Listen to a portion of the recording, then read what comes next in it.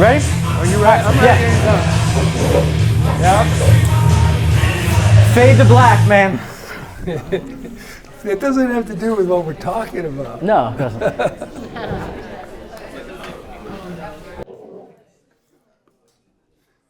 All right, so that's the warm-up question. Why is that song playing as you come in?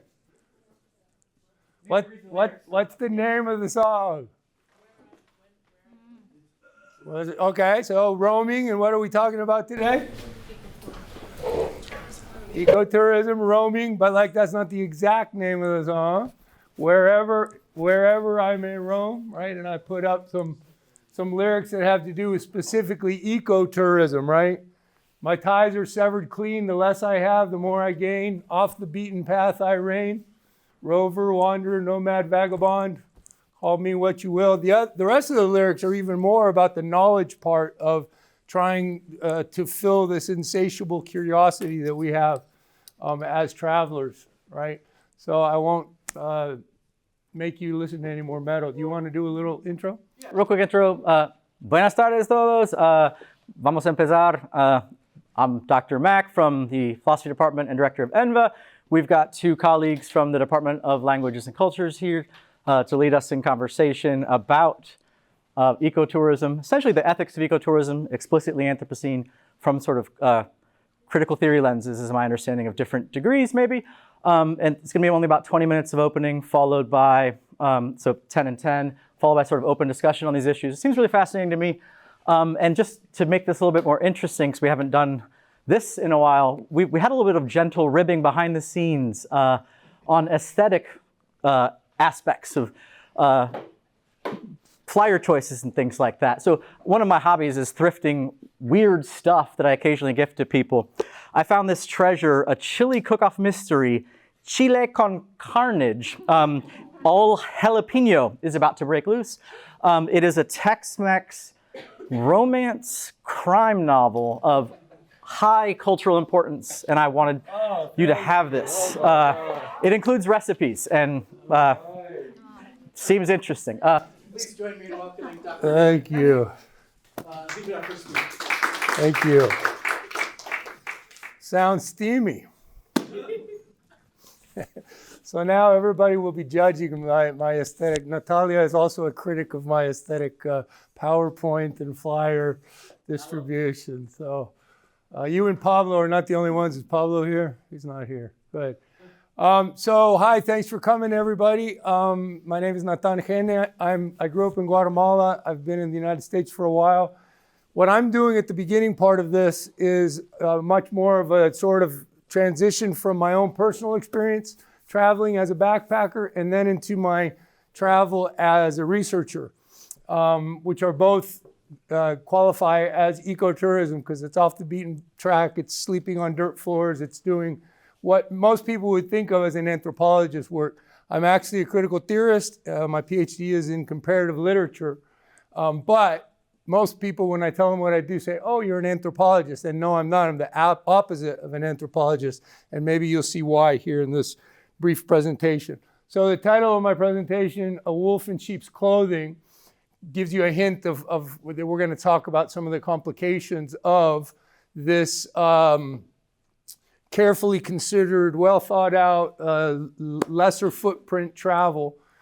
And then my subtitle, A Hypocrite's Confession, is that if it weren't for all the travel that I've done, I wouldn't be who I am today. It's enriched me immensely. I wouldn't have the research that I have. I wouldn't be able to teach the classes I have, right? So there's a very positive aspect to wide travel in order to understand the world in different ways. But we're going to talk a little bit about the dark side, and then we want to invite you all to join with us in thinking through the problem with your own examples.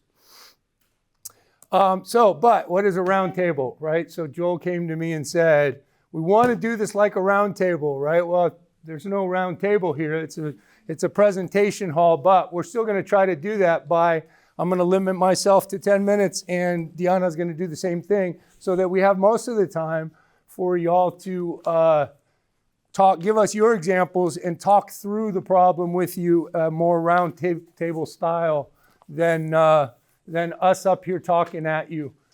So that's the idea. I'm sending the questions that we came up with. You do not have to limit yourself to these questions, but I want you to know ahead of time kind of how we want you all to participate when we get to the end of the examples that we're going to give you. That's mostly what we want to do. We want to give you examples.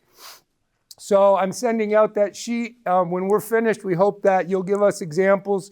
You'll argue with us. You'll help us think through the problem on a different level. So those are the same questions that are on those sheets that are coming around.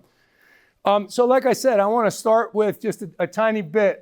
Voracious backpacker. I've backpacked to over 60 countries, just about all the continents. You can guess which one I haven't been to. And we have a speaker in 2 weeks who's been to that one, right? So we'll continue that. So the idea is I've always prided myself in doing my travel, both as a backpacker in my own personal life and also as a researcher, being the right kind of traveler, right? So that always making sure that it's the right reason for going, that it's for learning, for immersing myself in culture, whether when I was the student's age in this room or now as I'm much older and continue traveling to all these different places, but specifically for research purposes most of the time. So, hiking when you can, camping when you can, staying in people's homes, trying to learn enough of the language that you can talk to people who don't necessarily speak the languages of coloniality, that kind of thing. Takes a lot more effort. Riding chicken buses instead of shuttles, sleeping on dirt floors. Took a while to convince my wife that this was the way to go. She'll tell you about lots of horror stories of not wanting to travel the right kind of way, right? But even so, even when we do this, the idea today is to think through how does it, in some ways, still create what we're going to call epistemicide, or what I'm going to call epistemicide. And are there ways that we can think through how to get the benefits of travel without creating these or not? I say a hypocrite because even though travel's been so important to me and I want all of our students to be able to learn these ways, because there's no other way to learn than there is to be immersed. However, is the damage too much? So what is ecotourism? It's a pretty new term, really starts being used in the 1980s after I had already started backpacking. I didn't know what ecotourism was, but I was doing it. It's a tourism that goes to uncontaminated natural areas, studying, admiring, instead of whatever, playing and drinking. Not that you can't drink, but that's an after hours thing. Especially for me, cultural manifestations, both past and present, right? Then it takes on this much more positive, but also ominous tone, right? So a little bit later, it becomes a benign, super important word there, right? Because that's our question today. Form of tourism, implying that all tourism isn't, right? That most tourism isn't benign. That offers great potential for interest in economic development, right? And conservation to walk hand in hand. Very hopeful way to think about ecotourism. But then as we move into, especially this century, a lot of people start saying, wait a second, it's actually the sensitive traveler, the carefully considered traveler, who is the real perpetrator, because it opens the doors and starts the economic systems that then are followed by mass tourism. So I don't want to lecture you on this. Mostly what I want to do is to give you some examples, 3 examples from the research that I do. I spend most of my time out in remote areas in indigenous villages in mostly Guatemala and mostly Mesoamerica, but I also go to the Andean regions. And what I do mostly is observe, record, transcribe, and critically read ritual ceremonies, because these rituals and ceremonies preserve some of the old ways that language talked about our connections to the world and our relations with the different realms in the world around us. So in order to do that, you have to go out where the language hasn't obliterated, especially those archaic forms of indigenous languages. I was born in a very small village in Guatemala that spoke Quiché. So I have one of the languages. That means I can do this without necessarily creating one of the main causes of epistemicide, language loss. But I also work in other places where I don't speak the language, so I'm certainly not innocent in this case. So when I say epistemicide, I know the philosophers in the room are thinking, well, you're borrowing it from philosophy, which is my dad's big complaint. If you want to be decolonial, why are you using the words of, so I do borrow it, but I twist it in order to make it work in a critical theory way from an indigenous studies perspective. So the idea is that rather than, like, what does epistemicide mean to you, the simple definition? Where's Shay? I saw you, Shay. Where are you? I'm over here. What did you say in class the other day? The loss of knowledge Okay. and processes. Okay, good. So that's what it means basically, loss of knowledge, right? It disappears, ways of knowing disappear from the world. From a decolonial indigenous studies perspective, what we try to add is that it's actually not just ways of knowing. It's worlds that disappear as a result of these ways of knowing, because it's in the epistemological exchanges, not only between humans and other humans, but between humans and the world and other realms of the world that are outside of human cognition, that the world actually gets made. It's always remaking itself through these epistemological processes. So that's why we put the onto on there. Ontology, the study of what is, it is always becoming through whatever epistemological exchanges are enabled. So the idea is, how does ecotourism cause epistemicide? By erasing not just ways of knowing, but actually erasing worlds. Instead of thinking about lots of cultural ways to think about one world, the idea is that there are many worlds that are made by the different epistemological connections. So let me just give you 3 quick examples, and then I'll turn it over to Diana. I put these up as 3 main causes. I tried to think at the very, that's not magic over there. Let me just give you the examples. So I was in a small town in Guatemala that's known for being an eco-tourist hub because it's off the beaten path, or at least it was. I'm talking 30 years ago.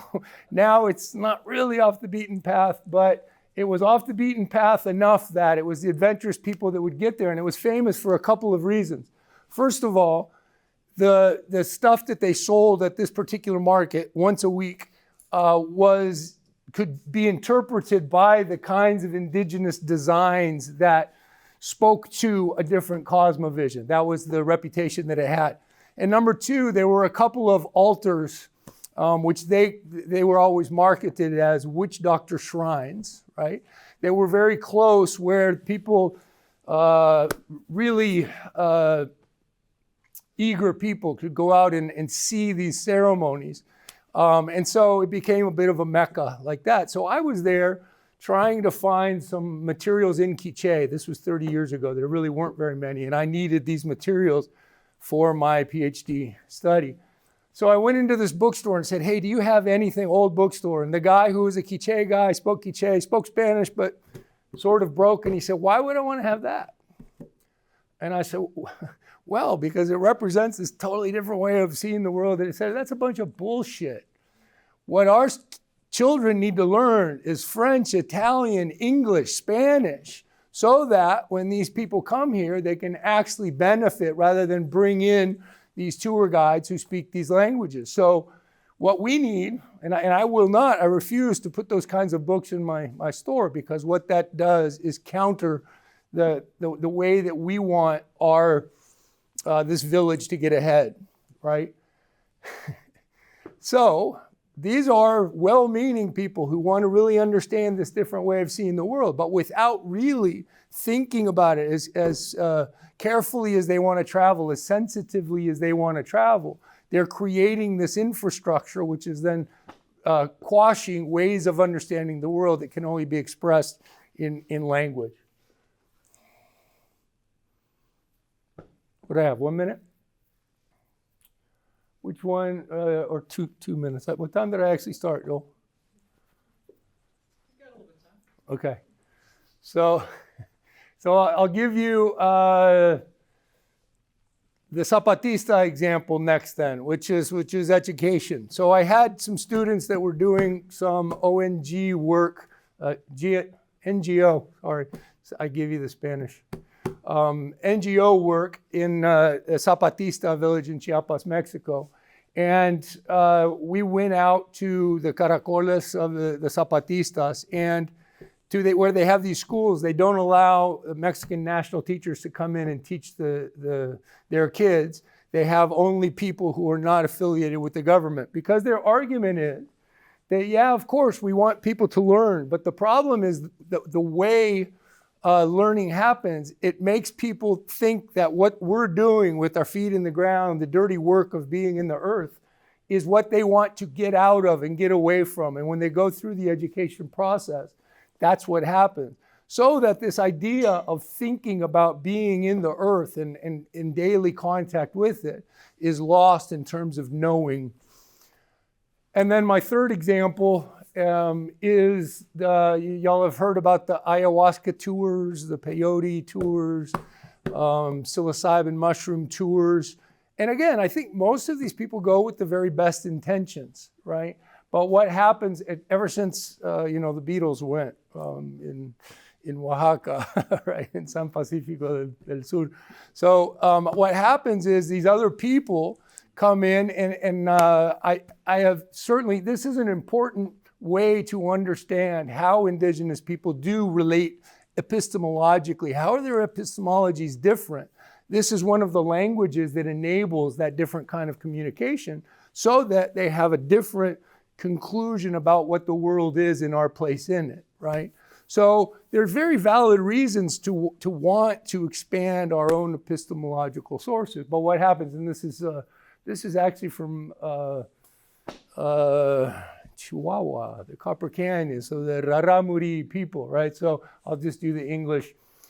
These priests, Siguri is the priest, it's actually the plant, say that peyote is not for everyone in the world, that in order to have access to it, you have to be predestined, right? So it's not a market, and that's what it's become. It's become who has money, who can develop these, and these are really, really remote and intense experiences, right? But from within the cosmovision, even that is not something that can bring indigenous knowing into the mainstream, because it's not a commodity like that.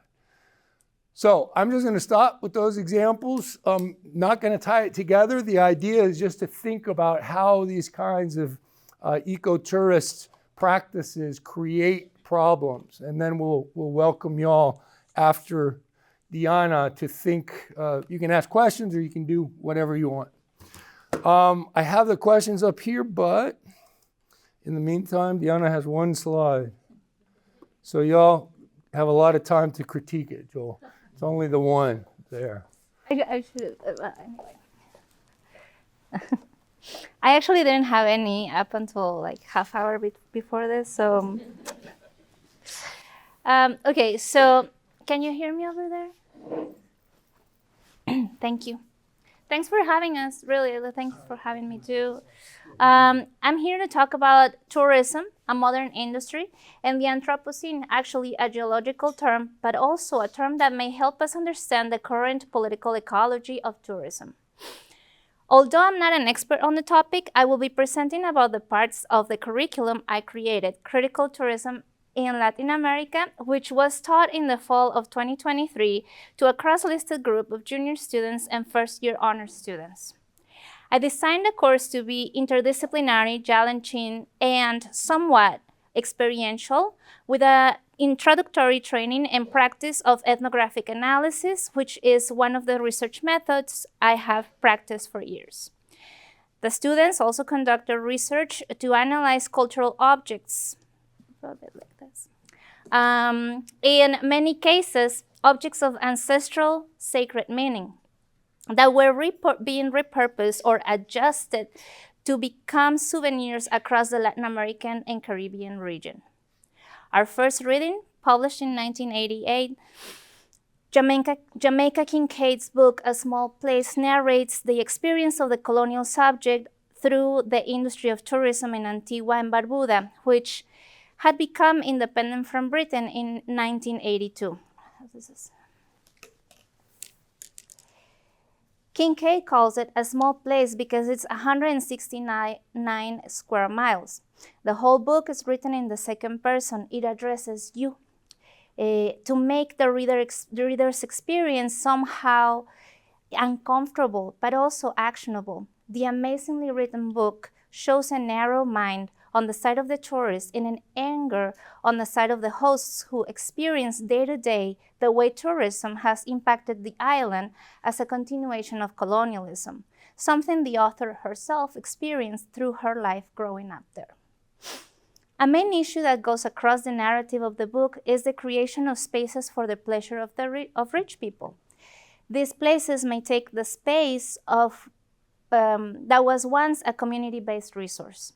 The book continues the analysis and pushes the reader to understand that the locals are not there to enjoy the nice hotels, eat the food that is offered to tourists. They may never have enough income to own the taxi that takes you from the airport to the hotel. Locals might survive within that industry by prioritizing an education that replaces the local languages in order to supply tourist services in English, something that Dr. Henne explained here too. In the course, we read scholarly articles. We even went back to the explorers of the Americas and the impact of the Good Neighbor policy of 1933 and the Great Depression on tourism. For instance, in a multinational agreement to develop what we now know as the Pan American Highway that connects Alaska to Argentina and Bolivia. This highway also provided a streamlined route into Latin America, whereby the tourism industry will prioritize such developments, selectively producing cartographic guides with signage and infrastructure along the lines of the route, and the possibility to underrepresent the cultures and sons of what was not yet developed or safe for the American or European tourists. The development of underrepresentation or selective representation will be the pattern that we'll observe in the tourism that Jamaica Kincaid talks about. A tourism that delivers an experience with the velvet glove, a manufactured landscape. This was a dark place to come out of in the course. It was necessary to break it down, to give ourselves alternatives to this kind of tourism of disposable environments or commodified cultures. The course then went into thematic modules centered around understanding the pros and cons of environmental or sustainable tourism, cultural and roots tourism, and even volunteering tourism. I believe that this would be the place for the sensitive traveler that Dr. Hannah talks about. A tourist that tries to reverse some of those dynamics of colonialism. I will provide some examples of what falls within the category of alternative tourism, which in many cases overlap with sustainable tourism. So these are two examples. The first one, cultural and roots tourism. The second one will be agri-tourism. In my cultural and roots tourism, in my course, we read parts of Patricia Di Santana Pino's book, Mapping Diaspora, describing this increasing tourist development in the state of Bahia, Brazil. You can guess, it's a type of tourism where tourist desires are to understand the culture of their tourist destination, a type of tourism that won't care for manufactured luxury, but instead, they seek an authentic cultural experience. Pino narrates the desire of African Americans looking to reconnect with their ancestral roots, so they travel to Bahia, seeking that natural cultural connection with Afro-descended Bahians and their traditions. This author presents a radical positioning, and I want to emphasize this one. On the side of the tourism service provider, she talks about small companies that strive to set the terms of the engagement, sometimes as collective or family members. They own their businesses. Some only host small groups and try to limit their capacity. They may exist in locations that aren't in the conventional tourist zones, therefore not paying expensive commercial rentals. And they only provide products or services that they themselves will consume on a regular basis. They still depend on a fluctuating demand. Think of COVID or safety-related travel restrictions. Also having to deal with, and environmental degradation. Also having to deal with tour guides from major travel agencies who might try to overwhelm their infrastructure because small groups of tourists usually do not represent substantial profits for the long chain of providers that bring tourists to these distant locations. Now, culturally, but please don't take it as a generalization because there are plenty of complexities, connection and some networks of solidarity effectively result from this type of tourism. Financially, they may struggle to stay afloat due to the above-mentioned challenges and more. Now, agritourism.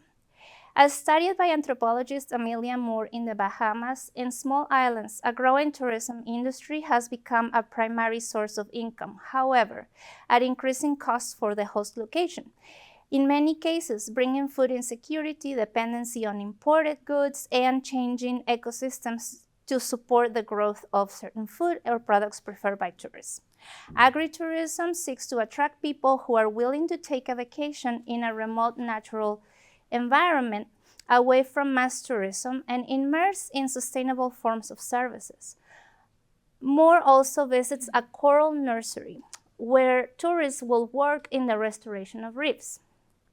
The researchers conduct interviews and visits with significant number of farmers to find that, quote, the type of agritourism that has thus proven to be most appealing to tourists is unachievable for the majority of farmers, has inconsequential contributions to island food security and privileges wealthy farmers. Unfortunately, its current form of agritourism is not yet a viable solution for the food security issues, end quote, in New Providence, Bahamas, where the study took place.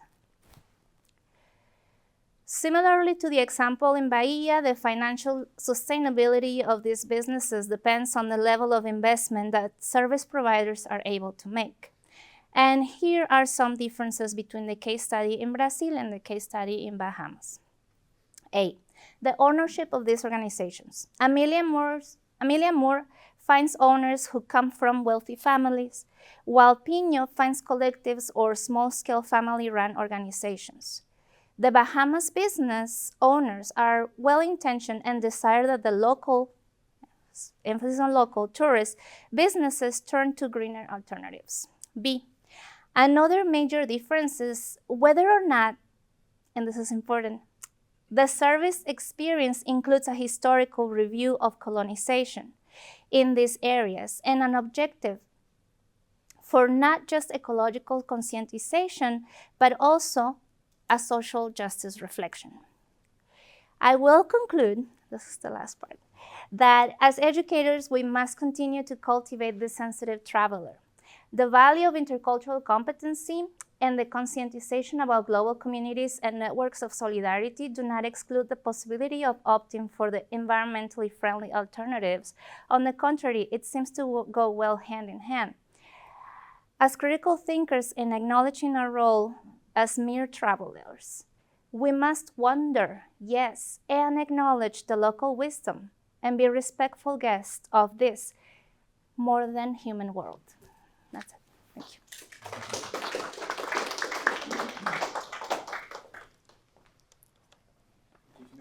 Front and lead the combo, maybe. Sure. So you can do whatever you want. You can just ask questions, or you can give us, we do want y'all's input as well, not just your questions in terms of our own experiences. Like, what are y'all's experiences? And how do they dialogue with these examples that we've talked about or not? That's what we want to hear more than anything. Y'all's experience. Yeah, Shay. Rideshare driver, I've had a lot of issues with people coming here or from Louisiana and they can't handle the weather. We've had to file some safety reports because of it. So how are you connected? So as a rideshare driver, people who are complaining about the weather, then what is the effect? They'll take it out on the people that live here. And, you know, they complain about Louisiana, but I think that's a lot of what it is. So y'all are the brunt of that kind of tourism. Yeah. I have a couple examples I can talk about when I went to Guatemala, specifically Lake Atitlan a couple of years ago. And I stayed at a Spanish school, and I was surprised by how many older white Americans were there and how many of them actually are retiring in that area because, you know, the big American dollar goes really far. And that community and how that has changed the, you know, the types of businesses that are there. You know, they play American music in the bars. They, you know, sell hamburgers and stuff like that that appeal to these Americans. And I mean, I know I was there as a white American myself using my big American dollar, you know, so I was contributing to that as well and supporting the economy of the Spanish school. But yeah, I mean, I found it interesting because that community had already kind of adjusted to the Spanish-speaking population that started to go there because a lot of the people's first language was Quiche or like that, the dialect of their specific town. But now it was like the culture and the fabric of that, I think it was San Pedro, La Laguna, was changing to accommodate these people that were moving there or spending a lot of time there that were American. And kind of epistemologically, I don't want to say eliminating, but changing the indigenous or even Spanish culture that had been there previously. So, yeah. So the hardy retirees who are sort of the eco-tourist model of the retiree. Yeah, your dollar goes, you could retire for 7 years on the same money as 1 year. It's very practical, right? You want to retire for 20 years, then you need to save up 7 times as much money. So practically it makes a lot of sense. And if you want to get outside of this rat race, it makes a lot of sense. But like Carmen said, there's a lot of, it changes things. In San Pedro, they are very proud still to speak Tzutujil, right? They all speak Spanish, but they also are proud to be able to speak Tzutujil to alienate and keep out people from, including me, from some of their conversations, even though it's related to Quiche. Right? But if you ask my friends, I have a lot of friends there, 90% of them will say, yeah, we want tourism. We need the tourism. What would happen if not, right? So even from within the community, even though there are these changes, the economic construction of desire. But is that not like neo-colonialism? Because now it's creating this dependence on the rich American world. Financial dependence on these rich white Americans that are bringing them all that money, which helps them, you know, but at what cost? Really well thought out. Yeah. Just as a follow-up to that point, may I understand why you decided to decolonize the term epistemicide? Yeah, because, so the idea is that in Western philosophy, the two things are separate, ontology and epistemology. There are some exceptions, radical philosophy, but the idea in indigenous thinking is that there's not what is out there. It's always being recreated based on the kinds of connections that are epistemological connections, not just humans, but that other realms in the world, everything in the world is knowing each other, and it's through that knowing at that place that what is. So it's not that there is what there is and then there's ways of knowing it or not. It's that it's the knowing process that makes what is and remakes what is and changes what is, so that what is different through the epistemological connections that are enabled and greased and practiced, right? So the idea of putting the two together is that what is always only a process of these wider epistemological processes. How it is. Go ahead. Or how it is, or how you know what it is. So it's the how as well, I think. So I would say no, that it's not the how, it's the what, right? The what change. That's why, rather than what we tend to do is think there's lots of cultures, there's one world.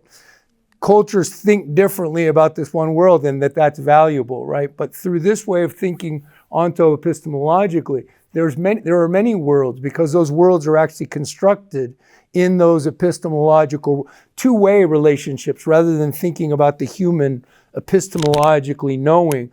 The subjectivities of these other realms are also knowing each other and creating that place, the ontological part, the what, right? So that, the how is the process, but the what is actually what that world is. So that's why there are many worlds rather than many cultures in one world. So where does the side now, that everything side? Oh, okay. So the side happens when those ways of relating with these other realms in the world disappear with language, disappear with practice, disappear as the market inserts itself through mass media, through education, and those ways are considered primitive.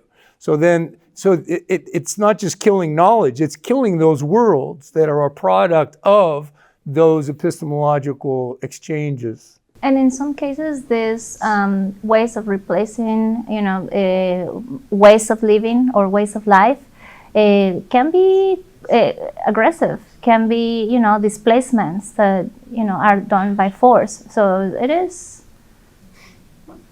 So, It can be violent. so the idea is to say that we're not just killing knowledge and ways of knowing the world. We're killing worlds that are result of that. We're not just killing cultures, right? There are many worlds that are created. So that's the idea of epistemicide is just the knowledge, the way of knowing. But the world doesn't care, right? Or the other realms don't care. In this case, those realms themselves, what is changing outside of human. So that's where my objection to the decolonial, because I think we are on the same page if I think that the environment is an important aspect of the what, right? If we want to think about human and nature as not separate from each other, but they are reinforcing and there's semiotic relationship between them, both of them, then when we decolonize the epistemicide, don't we forget about the impact of colonialism on changing the environment that leads to the semiotic? You are just basically, what is the word? Like shifting the balance between, in this semiotic relationship, dialectical relationship between human and nature. I'm just having issue with the decolonial. Sure, no, I get that. But I would take issue with the whole idea of the environment, right? Because the environment is an idea that comes through the trajectory of the West, whether or not we include humans with it, whether we stop dividing humans from nature or not. It's part of it's still a result of that trajectory rather than an organic way of understanding.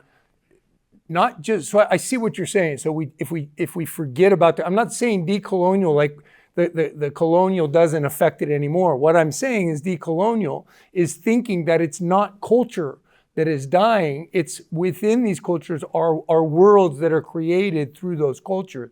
So that's what's decolonial about it. Many cultures, one world, or one culture, many worlds, right? It is certainly not accepted within the colonial way of thinking the problem, right? I mean, the subjectivities of things themselves is certainly a decolonial proposition. Does that sort of, well, I would like very much to continue this conversation. That's fantastic. Ándale. So would you be okay with adding to your list of causes to epistemicide and going off of what Carmen is saying and off of Dr. Soto's talk? You have language loss, mass media, and education. Would you be okay with adding capitalism? Oh, of course. Of course. And it's kind of understood already. Sure. No, like I said, that's not a magic list. I was trying to match those causes to the examples that I thought of. But obviously the market is underneath all three of those, right? Why does the language get lost? Because of, right, I mean, it's the consumer why does the meaning of ceremony change? So capitalism is lurking in all of those, but capitalism is not the only problem. Humanism, and even the Marxist answer that is fundamentally humanist in its same way, privileges the human, as does religion, as does capitalism, as does development, etc. So the problem is that we're quick to jump on, damn, that capitalism, it's ruining everything. But the problem is much deeper than that, though capitalism is in all three of those. Yeah, the list is way longer. I think it's obvious too. It's too easy of an answer to say that revolutionary Marxism will solve those issues, because it doesn't. It's still a humanist that denies subjectivity to these other realms in indigenous onto epistemology. Yeah, and I mean, and with that, I would say, that's kind of like that last remark that I made is the critical thinking in terms of identity, not just capitalism, but also social relations or dynamics of race, class, you name it, gender, of course. Can I ask a hopefully clarifying question, but first a little bit of setup, so please apologize. But so I'm a round table. You do all you got to do. That's fine. Lifelong backpacker, former Peace Corps volunteer, spent literally years of my life outside. Haven't left the Americas. Do with that what you will for that kind of stuff. Just haven't felt comfortable. So first, sort of two examples. One, 5 days after graduating high school, I'd saved up money from my lawn business to take a Greyhound to Denver, Colorado, and then basically backpack up to northern Montana over 5 weeks. Basically like backpacking alone. I spent 15 days by myself in the Rockies. Didn't see a single soul. Saw a lot of bears. And relying on the goodwill of others through hitchhiking and things like that. I was in the Tetons. A family had kind of adopted me. I was sleeping, like the sort of thing you're talking about, sleeping in their house. I think they were third generation Wyomans. And one of the evenings, I was like learning rock climbing and stuff. They were venting about the tourists. And I said, I'm sorry for coming. They said, no, you're not one of them. And that meant something, I think. But this is, of course, in the context with already a colonialized culture and things like that. So that's maybe different. But they were making distinctions that might matter. Yeah. That's case one. Case two, after Peace Corps, I took a boat to Colombia, worked my way through Venezuela, into the Amazon. That's not a normal way for gringos to travel, just to be really clear, and not that safe these days. That's the Darien Gap, right? Well, you can't get... so you went on a boat from Panama to Colombia. The Trans-American does not actually... I've been to the Darien Gap. I helped the Embaraunan there, and with their ecotourism stuff, that's even touchy. It's like, what am I doing here? But anyways, yeah, I would not try to brave the Darien Gap. Don't do that. You might die, even if you're really good at what you're doing. But so I took a boat over to Cartagena. But the point is, in Roraima, so like if you've heard of Angel Falls in the Tepuy region, I probably shouldn't say this because then you might go, but it's the most beautiful place I've ever been. But it was me and a Danish guy who he was like a cook on cruise ships or something like that. They just basically save up money and then go travel. We were like deep out there, 30-mile hike in the most magical place I've ever seen in the world. But I was in a conversation over eating live termites, which I'm not very skilled at, I have to admit. But the conversation was with two Guaranis who spoke Guarana. One of them was from Guarana, one was from Venezuela. So in other words, one of them spoke Guaranese and English, the other spoke Guaranese and Spanish. I spoke English, Spanish, and some Portuguese that I taught myself to go to Brazil. The guy that I was with only spoke English. So like I was essentially the sort of cultural trailblazer that made the conversation possible. That seems like a different kind of example, right? Because like blazing the trail so others can follow. Like I went to Costa Rica, deeply alienating because like there's way too many gringos here. It wasn't the sort of experience that I wanted. So that's too much setup. Here's the question. It sounds like, Nathan, just to clarify, that you think that the ecotourism's bad, and even this kind, that like this, what did you call it? The sensitive traveler or something like that? But that was... or that was you, yeah. So, but it sounds like you think cultural tourism, agritourism, sustainable... So both of you disagree with some aspects of tourism, that's clear. But Nathan, is it the case that the sensitive traveler, even that is wrong, or only that it trailblazes to the things that are wrong? Because Deanna, I think you support some kinds of tourism positively, but it involves some kind of proactive involvement of what the terms of negotiation look like or something like that? So I just kind of wanted to hear exactly like what the difference was. So that colonial exchange will perhaps be materialized or illustrated through every single interaction, right? So when you are a tourist, when you're a visitor, you need to be very conscious of your positioning, your intersections of identity. So are you white? Do you come from the United States? Do you have a higher education? Do you represent an institution? Do you have enough money to go back, to leave the area? What privileges you have, and those privileges, even if you don't show them, they come with you, because in your interactions they will be very present. And so that's the subjectivity part, right?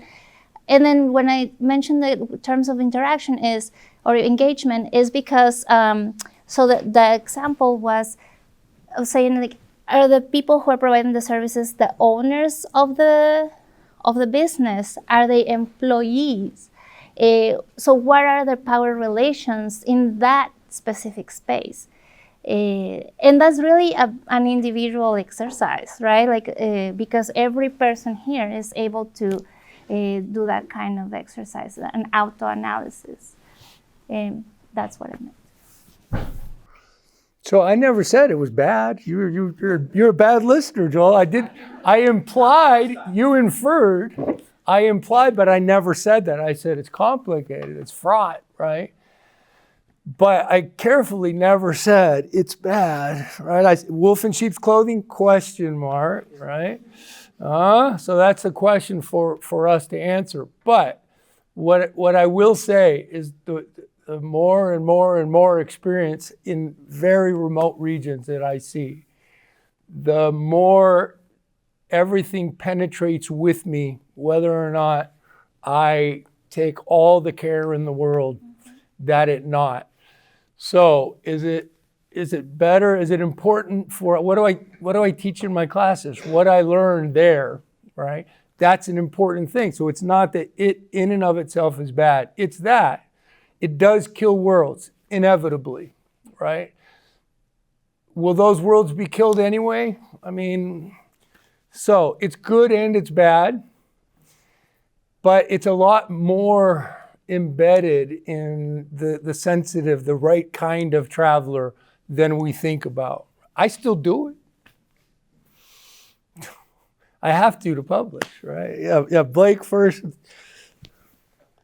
so on that same page, how do you check your own positionality when traveling? Like when you're traveling, how do you understand what to do? Because I know you can't really filter yourself if you're just being yourself, or you know what I mean? I don't know how to explain that.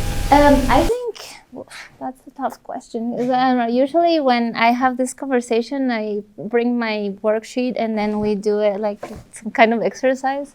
But to bring it up with an example, if there is a minute, I spent 6 weeks in rural Haiti. And I was with my partner who was doing cultural anthropology research in Misak, in La Vallée, and I walked down the road to get water, and the kids in the neighborhood call me blanc.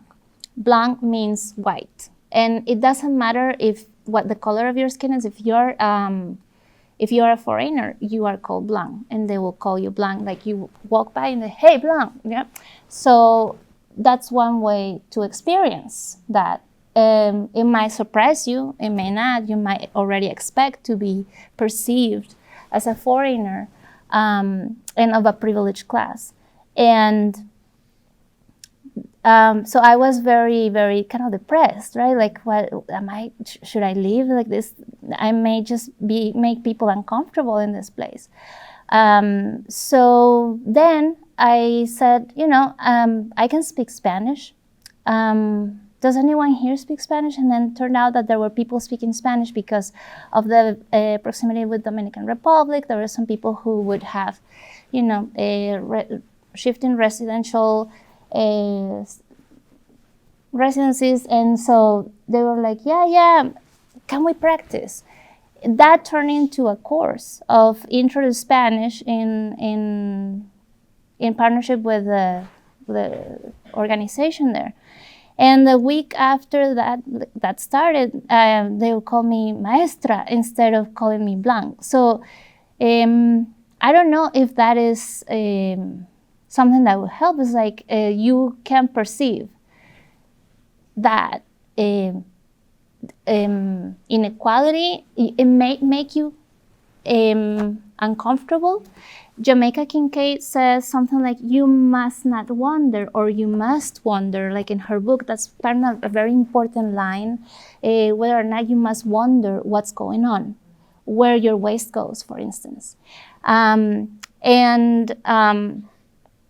I think that's why at the end of the paper I said, you must wonder and act upon it.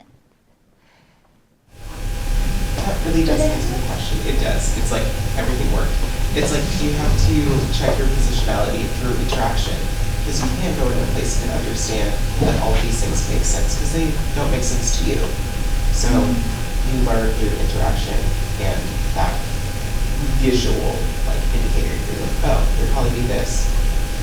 We recognize that and see what I can do differently. And you did. That's just Yeah, Phil. I feel like this has been a bit of a bummer, right? And in my experience with ecotourism, with the base word being ecology, which is the study of how populations are interacting with each other, as well as the interaction with the physical environment, has been collaborative, because they have been spawned from ecological studies based on environmental questions and sustainability. I will say that if in those studies there has been breadth of collaboration with the local ecologists, and I don't mean the ones that have 1,000 degrees, I mean the ones that have sustained their livelihoods as well as the livelihoods on a larger community based on the sustainability of the environment and the environmental services therein. So I'm wondering from the panel, have you seen any positives in terms of collaboration with ecotourism on the ecology side, with folks that have a background in studying some sort of aspect of the ecology, the environmental science, and the environmental services, leading to sustainability and conservation of the areas of the people, and then leading to a positive ecotourism experience based on answering questions and solution-based initiatives? Because I haven't heard any of that. Well, you only gave me 10 minutes, so if I'd had the full time, I would have. Absolutely. Like, the Three Sisters, I'm sure many of y'all have read the Kimmerer Three Sisters, or you know about the idea of corn, bean, squash, and how together they create a sustainable. And so certainly in southern Mexico, somewhat in Guatemala, there's NGOs who are trying to replicate that and then think about how it battles monoculture, et cetera. And that's with people who aren't scientists, right? It's people who talk to the corn, people who talk to the beans, people who understand the microbes, that are there. Now, does that lead to a sustainable ecotourism experience? That's the hard part. Like, what would that look like? So let's say you create this change, and so it has a change on the landscape, but then how does that bridge with the tourist experience? So for instance, I did a cenote study in Akumal over the course of 3 years as a postdoc at University of Texas. Took 20 students down there every summer, got a data set associated with nutrient dynamics in and out of more populated tourist areas versus more pristine areas. You can figure out what happened. There was more pollution in the areas with the hotels and everything else, right? And so it was a matter of taking this to the folks. And of course, it's the balance. Like, well, we need the money. It's like, yeah, but you're not going to have the money in 10 years if you continue to pollute these areas, eutrophication, loss of seagrass, loss of the turtles that everybody's coming down there. So what do? They start to mitigate that a little bit, right?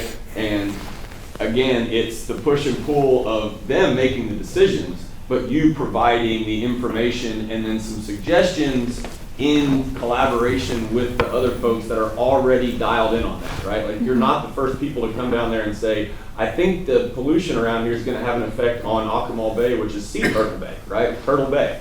That's why everybody comes down there. And so it's, okay, well, how can we mitigate the effect that we're already seeing? Here's the cause of the effect. Here's the data to show that. Go to the leadership of the area, and hopefully that trickles down into the folks that appreciate or use it for their livelihood, right? So you want to be a part of the solution, working in collaboration. I mean, the best people to talk here about blue crabs are the folks that are relying on blue crabs for their livelihood, right? Like, those are the people that I go to first. It's the same thing everywhere, right? So if you use these ecotourism. But I would argue that knowledge was there. That knowledge didn't come from that knowledge in a different way of thinking, presenting, a different language. I don't think that education somehow brought a way of understanding the problem in a way that wasn't already there, that was erased or smashed by the market forces, et cetera, right? The solution hasn't been seen by the indigenous people, and you've seen it work in another place. Well, I think that the real solution is the separate autonomous regions that can control what happens in their own place. That's a global solution that doesn't happen from taking in these, if they were actually all autonomous regions and they could take care of what, the problem is because it's global and the pollution comes in from so far outside, we make it into a problem that then we have to solve. Right? So you see what I'm saying? I'm just saying that there's a little hint of coloniality in, we have this knowledge that you don't, but there's knowledge there that you don't, right? There's a different way of thinking the problem, and maybe we create that through this interchange anyway. And then there's the issue of mitigation. I think there's a difference between mitigation and reversal. So is the mitigation, like, maybe the answer goes back to you, like, to what extent is mitigation, has it worked enough to reverse the destruction that is happening day to day? Sure. To me, it comes down to the increasing of biodiversity increases the environmental services that therefore sustain the ecosystem, which is the heart of ecotourism, in my opinion, right? Like, ecotourism to me is appreciating the ecology, right? And in appreciation, sustainability and conservation and driving biodiversity.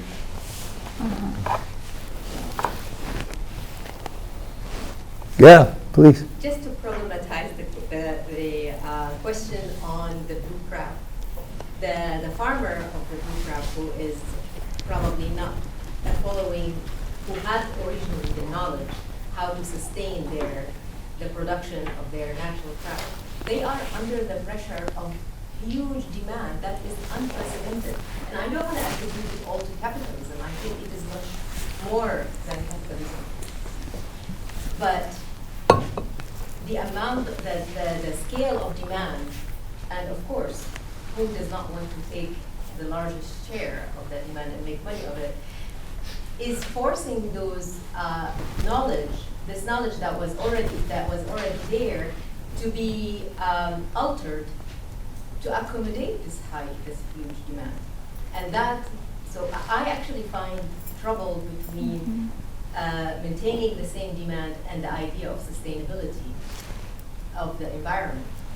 It just does not, you cannot keep demanding and channeling tourism and then expect the environment and people who are interacting with the environment, producing knowledge and reacting to it, to catch up and to reproduce itself naturally. So it's really not one plus. It's not a zero-sum game. So I think instead we need to raise awareness of reducing tourism a little bit, instead of maintaining the economy of tourism and expecting the environment to regenerate itself. There are shifts in the environment due to climatological processes globally, right? Like, it's not even a local issue at this point. It is the fact that, I mean, I'm not going to get into climate change. I'm not going to make this into a climate change situation, right? But there is a reduction in biodiversity, right? And so if that avenue of thought process can be collaborated upon across populations, right? Or it's all one population, we're all one people, right? Like, if that is a motivating factor, I believe ecotourism can be a positive avenue for not even sustainability, but even conservation, right? Rather than continued biodiversity loss and loss of ecosystem services, which has an effect on all the populations within the community, right? Which is the definition of ecology. That's a round table. That's how a round table is supposed to work. Natalia's here. Talula, yeah? I was going to talk about, because I don't have personal experience, but I did do a project, and we talked about, we saw like somewhat of a more authentic view of ecotourism with los zapatistas in Chiapas, and they don't accommodate how they live or what they do towards the tourists.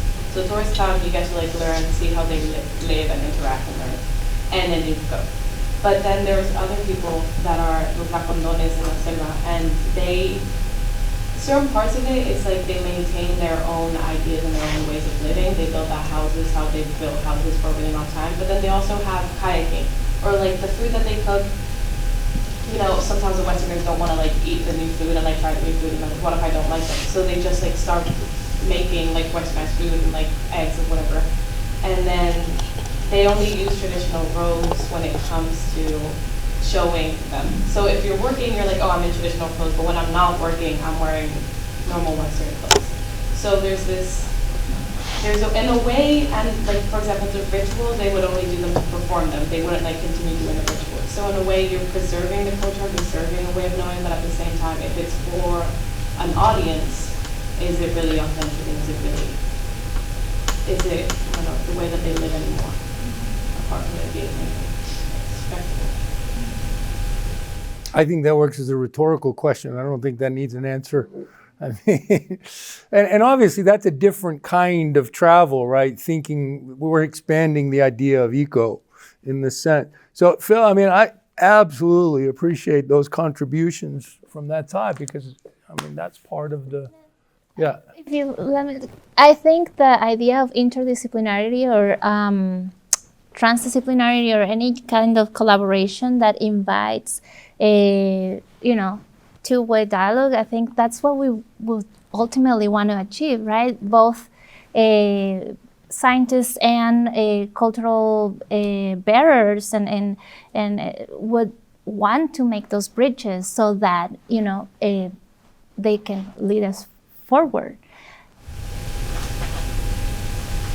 I like to approach this from how would I change the way that I would tour, beginning with New Orleans. So, like, would it even be possible to begin this critical tourism in the only place that I live, because it's right here? How do we do a critical tourism of, like, Audubon Park? I know that when I learned that Audubon Park used to be a plantation, it totally changed the way that I felt in that place. And is that like something that is necessary? Is that something that would begin to change our thought processes and our Western logic, like we've been learning in class? I say yes. In fact, that was the practice that we did with the ethnography that we practice at Audubon Park, because that's precisely the story. I think it's very important to raise awareness again of situations like this, so that we don't idealize certain worlds over others. So we don't romanticize certain worlds over others. Maybe you have something to add.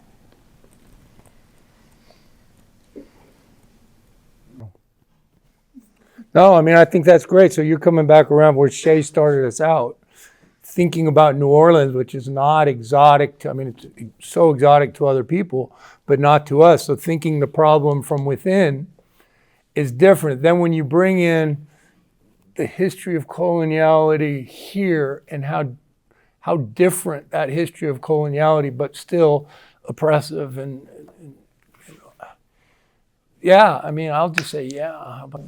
Yeah, because we're not just tourists, we're also change makers, right? Like you as a person who goes to Autumn Park, you are also going to have agency to change the world in your own way, wherever you're gonna go, what you're doing already. And these reflections are important for you to kind of make it up, right? Like, how do you say it? Hacerlo mejor. Make it better. Make it better. Yeah. One last time. Benan, right? Am I pronouncing it right? Benan? Binan, yeah, it's good. Benan. So I'm a historian here, and I would like to bring the historical touch. Yeah, great. Also, Can't believe Justin has it. But she's doing a good job. and the Middle Eastern the Middle Eastern touch here. You know, I just found a poem from 900, the 10th century, where the poet was urging youth to go and travel. And he says that you are like water. If you are standing still, you will. You wrote? You will stagnate, right? And so, or like a lion, if you don't leave your safe space, you cannot hunt. So, encouraging to travel, I think, is what I got from this poem is that it is with a sense of humility and curiosity. And I think we maintain that when we go elsewhere and there is a place for us to learn from rather than to tell them what to do, is probably would also change the attitude, our self-perception, and the way in which we carry ourselves when we, and I take that from a personal experience. It's a different experience from here. You are in the United States and you have the dollar and its power, whereas I come from Syria, where I did not have neither the dollar nor the euro. And when I traveled out the first time, it was really seeking, I learned that I need to seek something that I don't know, knowledge. I saw it as a place, as a process in which I accumulate knowledge and get impressions. And I think humility and you know, sense of curiosity would be helpful, especially nowadays, especially if you are equipped with a dollar. I think also we've been learning in class how to help with that humility and curiosity. It's not just being like the water, or not just like it, but we've been talking about how indigenous people have a kinship with the water. So it's our brother as well, and a family, essentially. So have what I consider in my own head is a radical expression of compassion and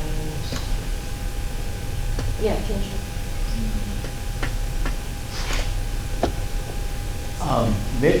Or do you guys want to say something? Okay. No. Yeah, so maybe just an underlying value conflict, philosopher hat for a second, is something between like touching nature because it's fundamental kind of experience that's important versus leaving alone. And I know Dr. Berger will take issue with the misuse of the Heisenberg uncertainty principle. That's not what I'm talking about. But basically, insofar as we interact with things, we just always do change them. It's not possible otherwise. That's just the nature of living and interacting.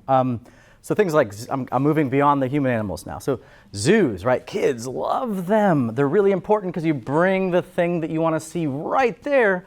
But then thinking about ecotourism with respect to animals, I'm thinking specifically like safari tours in Africa, the so-called like pursuit of the exotic. I once went on a dolphin tour and I was like, oh my God, what are we doing was the thought that I had. because like, there's the opportunity cost there with human beings. Like the tour guide I mentioned, he literally needed someone like me to show up to eat that week or something like that. And I worry that with dolphins and whales, I don't have this view about botanical gardens, but like that there's a pretty significant difference between going out there to see them versus bringing them to us. But I'm not sure that I'm that comfortable with at least some versions of any of that. But that means that we're not touching nature at all, and that sounds like a death sentence too. Do you have anything that can help me think through that? First of all, nature isn't out there. You can't touch it. It's a construction. It's a cultural construction. I think we're going to disagree about that. Absolutely. So, like, for example, Quiché in Guatemala, Cachiquel, Tutujil, then go down to the Andes, Quechua, Aymara. None of them have a word that actually translates as nature, right? Because nature is a cultural real. It's not a real, right? So, well, dolphins are reals. Let's go with that. Okay, dolphins, I mean, yeah, they're real, but not in the ontologically separate way that the classification of the European trajectory makes it. The idea of classifying through science, being able to classify and call, I mean, that at least that's not from a critical theory perspective, that's from an indigenous cosmovision perspective, right? I don't live in the water. That's a real difference, right? Like, real difference. I guess that's where Waterworld, the idea for Waterworld came from. Okay, yeah, so back to your original question. I'm sorry I took issue with the word that you used. So you're not touching what's out there at all if you're so worried about changing it. I think one of the problems is how we think about which of the most desirable aspects of nature are the ones we want. You know, the dolphins, but not the cockroaches, the vultures, and things like that, right? Those are what we want to keep away from. You know, like we do the homeless when we bring the Super Bowl here, right? We want to keep the cockroaches but they're every bit as much a part of it. Well, I didn't say that. I had a similar experience where I did the thing with the whale sharks, right? Where I mean, they're enormous, they're docile, but it's amazing to be swimming with them when they're. How big are whale sharks? Where's Frank? He left, didn't he? What are they? Fish, not mammals, anyway. They're 2,000, but they're 2,000 times my size, and you're this close to them, right? So I mean, that is an awesome. It's an awesome experience, but there are then you can see boats everywhere, and you can clearly feel it when you're there that you don't. So you're asking, so where is the line from zoos to this kind of experience? Where is the place where we don't just shut ourselves into a little bubble so that we don't change anything? And I would say, first of all, the experiences with the less desirable nature pieces that are around us, right? The worms in the swamp, that kind of thing. Rather than separating the kinds of nature, the safaris that are great. What was the term you gave me the other day, Blake? The megafaun. Charismatic megafauna. Charismatic megafauna, right? So, I mean, but there's nature everywhere, right? There's nature inside of us, which makes it not nature, right? According to... What? Well, I mean, because nature can no longer exist because it's a separate category that comes into being first when, whether God chooses to separate between these, and then when reason chooses to say these beings have reason and those particularly don't. So what I'm saying is it's not nature because all it is an intersubjective mass of people and all of the different realms that exist inside of our bodies. I mean, it doesn't make sense to think the category people other than through reason. We're pretty much out of time. Would you like the last word, Dr. Silva Wilson? I would like to, I will go back to your question. On my side, it's all about like, what are the relations, what are the social relations that take you there? What are the social relations that produce those interactions? We know about zoos, right? There's a lot of, there's highly documented. And I think you know what I'm talking about. So then for these other ones, what kinds of interactions, or relations, social relations bring you there? Are you, once again, like trying to find the answers within ourselves. It's like, are you are you going because 50 other people liked it on the social media networks, and now you can't be My left parents out, wanted to go, and I right? was along for the ride. Well, it looks like we're out of time. There's a class in here right after this, I believe. So please gotta go welcome teach. me in Thank thanking Dr. Hene and Soto Olsen.